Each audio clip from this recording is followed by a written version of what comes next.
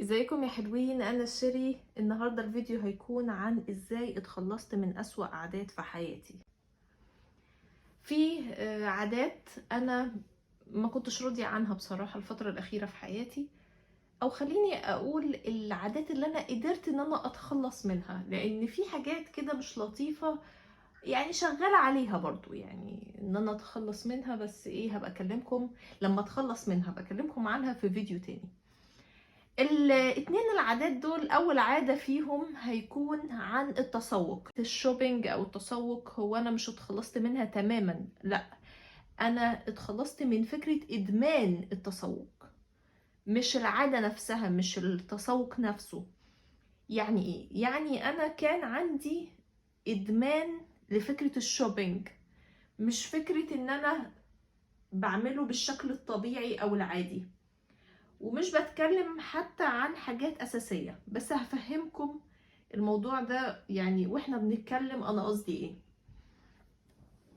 انا قصدي فكرة التبذير، وان انا اشتري حاجات مش هستعملها، بس مجرد ان انا بشتري حاجات جديدة انا بحس براحة نفسية. عارفين انتوا الاحساس ان انا خلاص ارتحت نفسيا لان انا اشتريت. ودايما كده بيتقال ايه، خصوصا على البنات يعني، يقولوا مثلا ايه، احنا مدمنين شوبينج، لازم نعمل شوبينج ولازم نشتري حاجات حتى لو احنا مش محتاجينها ويبدأ الترويج للموضوع ده ان هو نكتة وان هو حاجة عادية. عشان كده خلي بالكم من الحاجات دي. مش معنى ان المجتمع او الناس اللي حوالينا بيقولوا حاجات على هيئة انها نكت او حاجات المفروض ان ده الطبيعي ان احنا نسمح بيها. طبعا دي حاجة تافهة تعتبر بالنسبة لحاجات تانية كبيرة، بس انا مش عايزة اكبر الموضوع، خليني اركز في الموضوع اللي انا بتكلم فيه دلوقتي. انا دلوقتي بقى عندي مشكلة ايه؟ ان انا بضيع فلوسي في حاجات انا مش عايزاها، وبعد كده تخلص فلوسي عن الحاجات اللي انا عايزاها بس قدام. ده غير ان انا مش بيقعد معايا فلوس اصلا. ده غير ان انا، العيب بقى برضو بتاع المشكلة دي، ان انا بشتري الحاجات ومش بستعملها، فلاقي الحاجة متهربة عندي وقديمة وانا ما استعملتهاش، واحتمال انها تبوظ وانا ما استعملتهاش، والفلوس تكون وقعت على الارض او صلاحيتها تنتهي، فخلاص انا مش عايزة استعملها. واحس ان انا متضايقة اكتر. يعني شعور التسوق اول حاجة هو بيديني راحة مؤقتة من المشكلة اللي عندي او القلق او الحالة النفسية السيئة ايا كان يعني، بس بشكل مؤقت على فكرة. لان انت اول ما بتشتري بتتبسط، وبعد كده خلاص هي راحت المتعة بعد ما انت بتروح البيت وبتشوف الحاجة وخلاص انتهت الاحساس بالسعادة. مش بيدوم، لو انتوا لاحظتوا ان هو مش بيدوم معاكم، وحتى لو دام مش كتير. وبعد كده تحس ان انت عملت كارثة، ضيعت فلوسك. مع الوقت وانت بتركنها كده وهي بتطرب وبتقدم، بتحس ان انت متضايق اكتر. هقول لكم الموضوع ده بقى ايه انا لاحظته فيا امتى.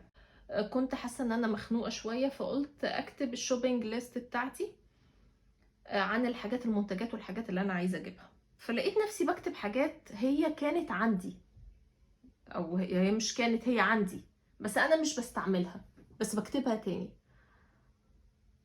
واكتشفت بقى لما رحت يعني بقلب بقى في الحاجات بتاعتي، لقيت الحاجات مطربة وشكلها كأنها قديم، وهي كانت حاجات كويسة وغالية وحلوة جدا. فالموضوع ده ضايقني، فقلت لا، انا مش هجيب حاجة جديدة عندي. وهعمل ايه كمان؟ هستعمل كل الحاجات اللي عندي، اتأكد ان انا بستعمل كل الحاجات اللي انا جبتها قبل كده او اللي انا بجيبها اول باول. ما اقعدش اجيب في حاجات واركنها وخلاص، لا، بتأكد على طول ان انا بخلص الحاجات دي بستعملها. لو انا مثلا بحب ان انا استعمل خواتم او احط خواتم كتير وبشتري بكميات مش طبيعية، لا، هبطل ان انا اشتري واجرب ان انا يعني استعملهم بشكل مش طبيعي، وبعد كده افكر نفسي ان انا هشتري. بس استعمل الاول الحاجات دي عشان اتبسط اكتر واتحفز اكتر. دي برضو حاجة من الحاجات ان انا فكرت نفسي.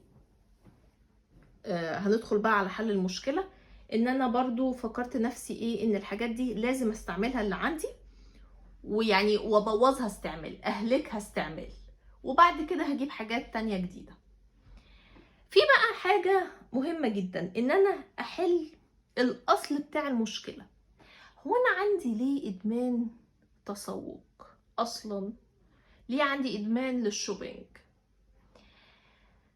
عندي ادمان لان انا شايفة ان ده علاج للقلق والحالة النفسية السيئة، فبهرب. يعني انا بهرب من المشكلة بان انا بروح ادمن حاجة. عارفين انتوا زي شخص مثلا، انت دايما على فكرة لما بيكون عندك حالة نفسية سيئة، او في مثلا عندك صدمة نفسية وجت حاجة صحت الموضوع ده، تلاقي نفسك ايه؟ بتروح بتستعمل طريقة للتنفيس عن الموضوع ده. يعني تلاقي مثلا في ناس بتستعملها بالتدخين، اول لما تحس انها متوترة وكده تقوم تروح تدخن. في حد يروح يلعب رياضة تلاقيه بيشيل حديد. في حد تلاقيه بيروح يعمل اوردر هو مش عايزه. في حد بيروح ياكل، ادمان الاكل العاطفي. فانت حل المشكله. انا دلوقتي عندي دي ايه سببها؟ القلق والحاله النفسيه السيئه. ليها علاج تاني غير الشوبينج. لو انا عالجت السبب هلاقي الموضوع بتاع ادمان الشوبينج بيقل. صدقوني ده عن تجربه، انا بقول لكم الموضوع ده عن تجربه بجد. الطرق التانية ايه بقى؟ مواجهة، ان انت تشوف حل، ان انت تقوم جايب كده نوتة وكاتب المشكلة وكاتب كل الاطراف اللي فيها وكاتب السلبيات والايجابيات وكل حاجة بتيجي في بالك عن المشكلة، تكتبها بشكل يومي لحد ما توصل لحل المشكلة اللي عندك او الاضطراب او ايا كان ايه. بس ما تروحش تهرب، عشان خلي بالكم ده من الحاجات اللي ادمانها بيسبب فقر، لانه بعد كده هيخليك تروح تعمل كريدت كارد، فتروح تعمل كريدت كارد وتتدين للبنك. تاني نقطة انا قلتها ان انا افتكر ان عندي حاجات مش بستعملها وبرميها، وابدأ افتكر كده انها كانت متربة عندي وشكلها مش حلو ولا جه وقت ان انا استعملها. النقطة اللي بعدها، ودي من الحاجات الفعالة قوي قوي واللي انا سمعتها من دكتور نفسي وعجبتني، ان انا بدل التسوق بيخليني مبسوطة بس يعني بشكل لحظي، بس في اللحظة بتاعت ان انا اشتريت الحاجات تمام انا كده مبسوطة. بدل بقى التسوق اخرج مع اهلي، مع اصحابي، مع نفسي. ليه بقى؟ لان الذكريات الحلوة اللي هعملها في الخروج افضل من اللي انا هحصل عليها من الشوبينج. الذكريات هتكون احلى بكتير، هكون صور، حاجات احلى. هتيجي تقولي طب ما انا ده بصرف فلوس وده بصرف فلوس. فكرة الخروج نفسها ان انت بتخرج وبتجرب اكلات وبتحاول تعمل ذكريات، انت كده بتعمل تنفيس عن حالتك النفسية السيئة بس بشكل صحي مش بشكل سيء. يعني مثلا زي ما قلت لكم كده، انا كده كده لازم انفس. لما هنفس بقى عن الحاجات دي واطلعها من جوايا هقدر ان انا انتج اكتر وابدع اكتر واعمل حاجات اكتر وابقى مرتاحة اكتر. فاهمين قصدي؟ فخليها في خروجات، حتى كمان يعني، بس دي حاجة مش سهلة قوي الناس تعملها، انها احتمال يعني لو حد يقدر انه يفضل يحوش في الفلوس اللي بتجيله مثلا او زيادة عن حاجته، ويحاول ان هو يسافر جوه بلده. مش بقول ان حد يروح بلد تانية، لا، جوه بلده، او حتى يروح مكان كويس كان نفسه ان هو يروحه يعني، ويتصور فيه ويتبسط فيه ويبقى فيه انشطة او حاجة. فاهمين قصدي؟ واقول لكم على فكرة جميلة، سجلوا اللحظات دي. يعني مثلا انا رحت مثلا احضر فيلم سينما لوحدي، اعمل ايه؟ اجيب التذاكر بتاعت السينما، افضل محتفظة بيها، احطها في النوتة عندي الزقها، واكتب التفاصيل ان اليوم ده كان عامل ازاي، انا اشتريت ايه، مثلا كنت جايبة فشار وكان طعمه عاجبني او مش عاجبني. حتى برضو الحاجات دي بعد كده يعني هتعجبني قدام وانا بقراها. وان انا مثلا كنت قاعده وفي، حتى لو الفيلم ما عجبنيش بس في مشهد عجبني، بس كان في حد من الموجودين عمل تعليق ضحكني، حاجة زي كده. احاول ان انا اجمع برضو من الصورة اللي انا شايفاها دي الحاجات الحلوة. تاني حاجة، ودي حاجة من الحاجات اللي انا ما كنتش اتخيل في حياتي ان انا اوقفها او ان انا اقللها بالشكل ده، وهو ادمان الكافيين. طيب ادمان الكافيين اللي هو القهوة، طبعا هو في طريقتين. طريقة القهوة، او مش طريقتين، هو في اكتر من حاجة، بس الاكتر انا هنا بتكلم عن القهوة ومشروبات الطاقة. مشروبات الطاقة مش هتكلم عنها لانها مضرة في كل الاحوال، يعني مشروبات الطاقة دي كلها ضرر. لكن هنتكلم عن القهوة لان دي الحاجة اللي انا كنت مدمنة عليها. يعني انا كنت مدمنة قهوة فترة طويلة، وهكلمكم عن تجربتي مع الموضوع ده وازاي حليته، وانا ليه اساسا قررت ان انا اقلل الكافيين في حياتي. اول حاجة، مشكلة الكافيين بالنسبة لي ان كده كده انت هتبقى مدمن، كده كده انت في طريقك للادمان. ليه بقى؟ لان انت مع الوقت هتبقى كوباية مش كفاية، لازم تاخد جرعة تانية وتالتة ورابعة، وهقول لكم على الموضوع ده واحنا بنتكلم. اول حاجة، احنا بنشرب الكافيين عشان نركز اكتر ونصحصح اكتر، ورانا مذاكرة، ورانا مشاريع، ورانا حاجات بنعملها، واحنا مش عايزين نحس بالتعب والنوم والارهاق. طبعا فكرة ان انت بتحس بالتعب والارهاق دي حاجة مفيدة، مش ضدك، لان انت لو ما حسيتش بالاحساس ده هتفضل شغال على طول، فمع الوقت هتموت. فاحنا لازم نرتاح. اصلا اللي بيحصل ان احنا بعد 12 ساعة تزيد مادة الأدينوزين في الجسم.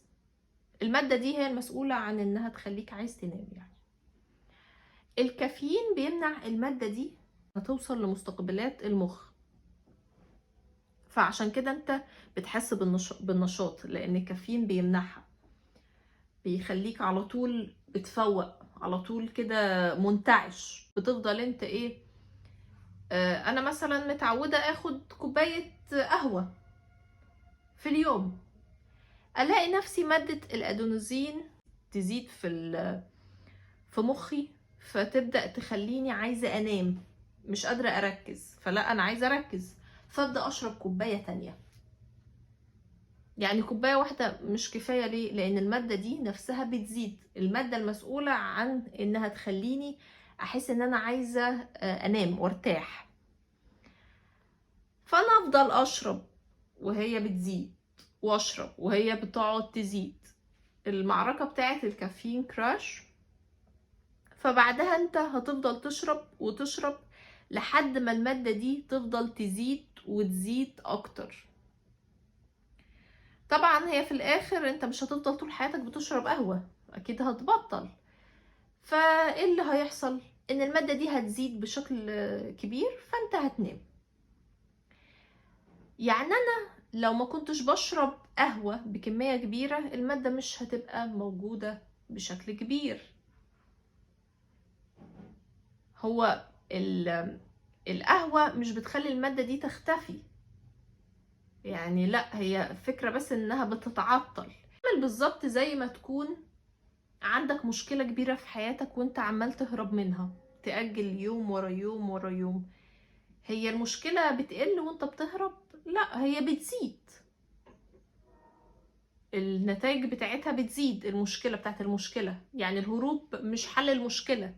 هو ده نفس فكرة الكافيين برضو، هو مش هيحلها، هو مش هيخلي المادة المسؤولة عن التعب وان انت عايز تنام تختفي، هو بس بيعطلها شوية. حسيت ان دي اقل هدية اقدمها لمخي ولجسمي.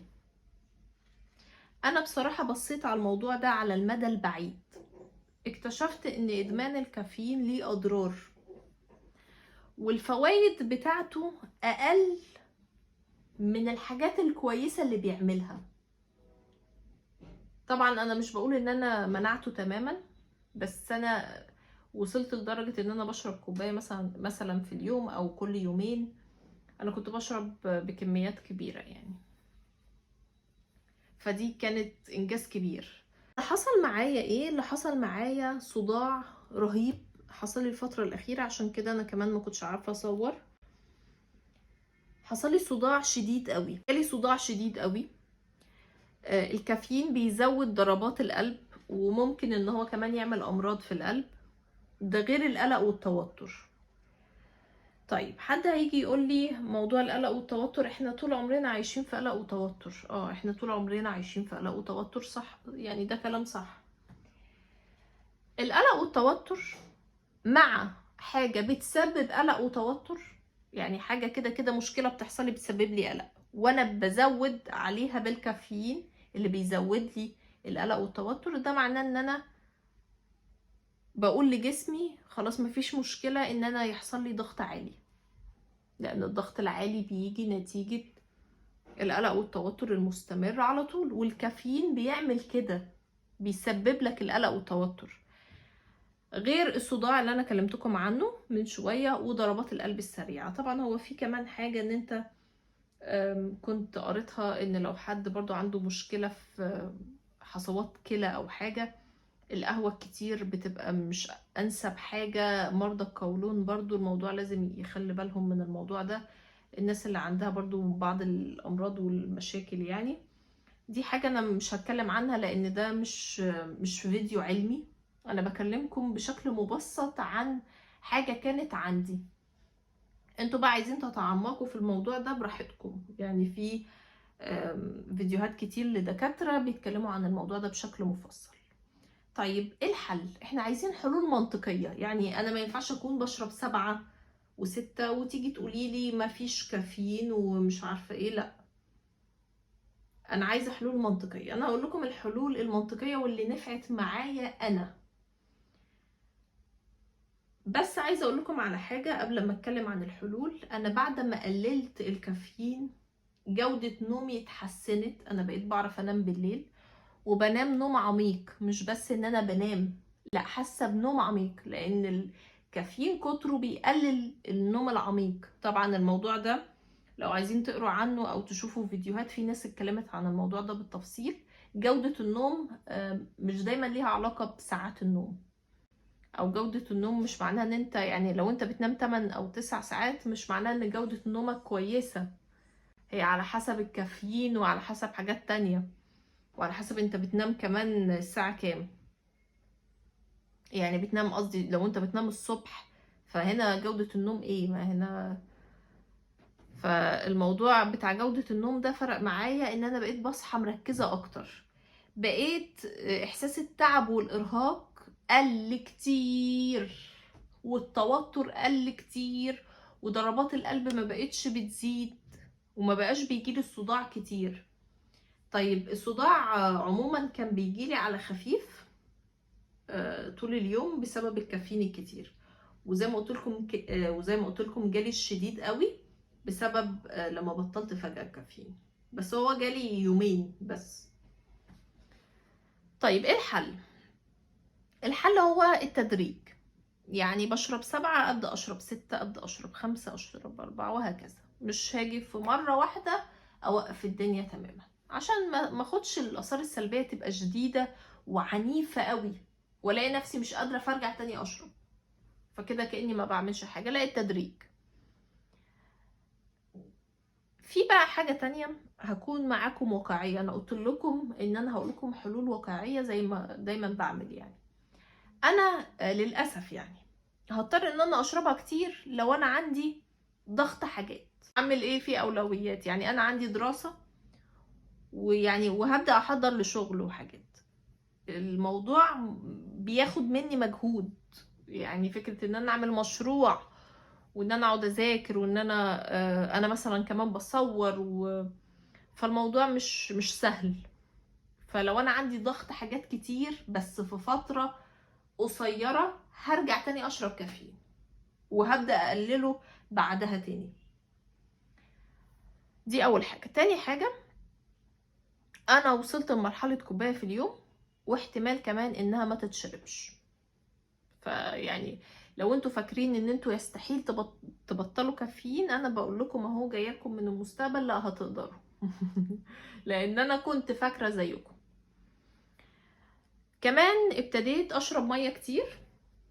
اكتشفت كمان ان انا ابتديت اعطش كتير بعد ما بطلت الكافيين. وكمان بدأت ان انا اخد مصادر الكافيين من حاجات تانية. زي ايه؟ زي التفاح الاحمر، ابتديت اكله اكتر. كنت الاول ما باكلش قوي تفاح احمر، عرفت ان هو فيه نسبة كافيين فابتديت ان انا اكله. شاي اخضر، الشوكولاتة الدارك، دول مصادر الكافيين اللي عندي جنب فنجان القهوة اللي بيكون يوم وساعات ما بيكونش موجود. وحد هيجي يقول لي بس ريحة القهوة، بس طعم القهوة، بس انت معاك حق، ريحة القهوة تحفة تحفة وبتحطك في مود تاني ومزاج تاني. بس القهوة ولا مخي؟ القهوة ولا صحتي؟ القهوة ولا المرض؟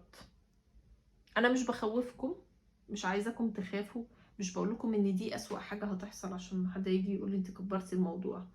بس انا قررت ان انا اعمل هدية لجسمي والعقل. بصوا يا جماعة، عقلنا مش قاعد بيتفرج كده وهو شايفنا عمالين ندخله كوباية في كوباية في كوباية في كوباية قهوة او بنعمل اي حاجة غلط في حياتنا. هو مش بيقف يتفرج، هو بيحملك الآثار السلبية للحاجة دي. بس بعدين أنا بحمي نفسي من المشكلة دي.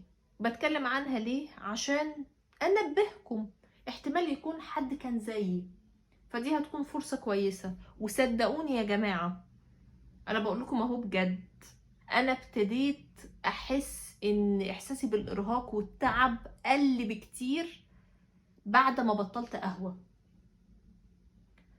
انا الحاجه الوحيده اللي انا بقول لكم ان انا هرجع تاني اشرب فيها قهوه هتكون مثلا فتره امتحانات مع مشاريع. لو صدفت ان اتطلب مني مشاريع كبيره في فتره امتحانات وانا عندي مواد كتير مع المشاريع اللي عندي، فالموضوع هيكون صعب قوي عليا، فهضطر ان انا اطبق ايام. يعني دي مش حاجه هتكون منطقيه. طبعا هطبق ده مش معناه ان انا مش هنام خالص، لا هنام بس ساعات اقل، لان انا فتره الامتحانات ساعات بنام 4-5 ساعات لان ورايا حاجات كتير قوي اعملها. وبس يا حلوين، اتمنى طبعا ان الفيديو يكون عجبكم، افكار تكون عجبتكم، واشوفكم على خير فيديوهات تانية كتير.